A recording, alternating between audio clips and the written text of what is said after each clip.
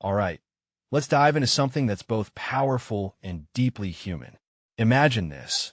A theater group in Arizona is doing something extraordinary. They're bringing veterans together to tell their stories through the art of theater.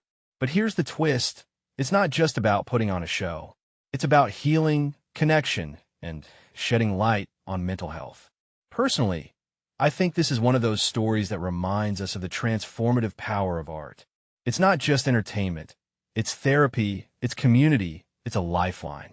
What makes this really interesting is how it's addressing a massive gap in veteran care.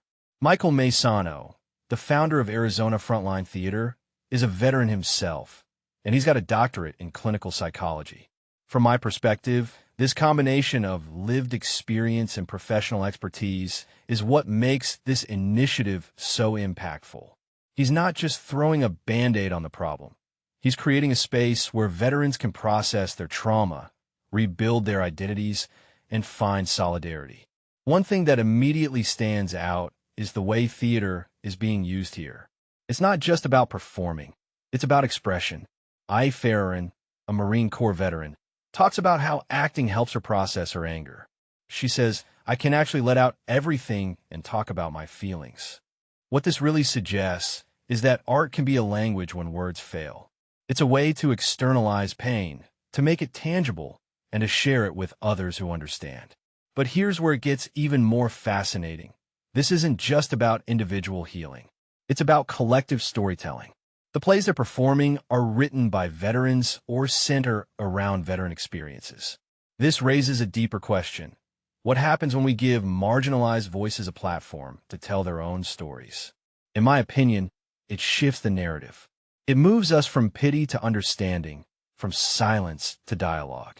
What many people don't realize is how isolating the transition from military to civilian life can be. Maisano calls it the transition, and he's spot on.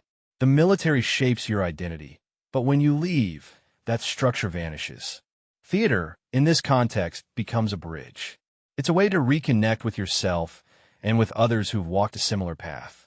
A detail I find fascinating is Maisano's reference to the Charles Dickens model. He's saying that instead of just preaching about veteran mental health, they're showing it through art. If you take a step back and think about it, this is genius. Dickens used Oliver Twist to expose child labor in London. Maisano's using theater to expose the struggles of veterans. It's storytelling with a purpose, and it's incredibly effective. Now, let's talk about the broader implications. This isn't just a local initiative. It's part of a bigger trend.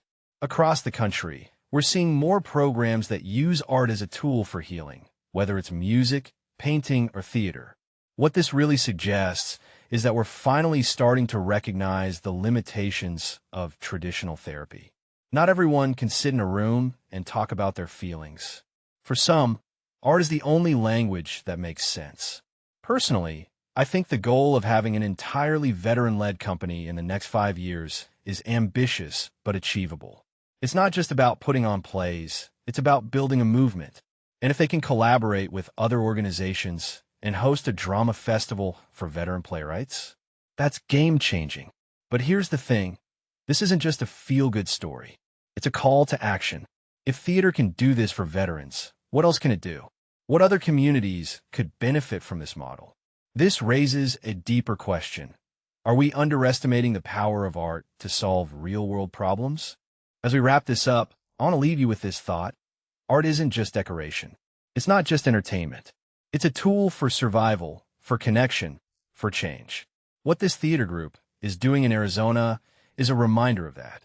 So, the next time you see a play or a painting or a film, ask yourself, what story is it telling? And more importantly, who is it helping? Let me know what you think in the comments. Is art something you've ever used as a form of therapy or expression? And do you think initiatives like this could be scaled up to help other communities? Let's keep the conversation going.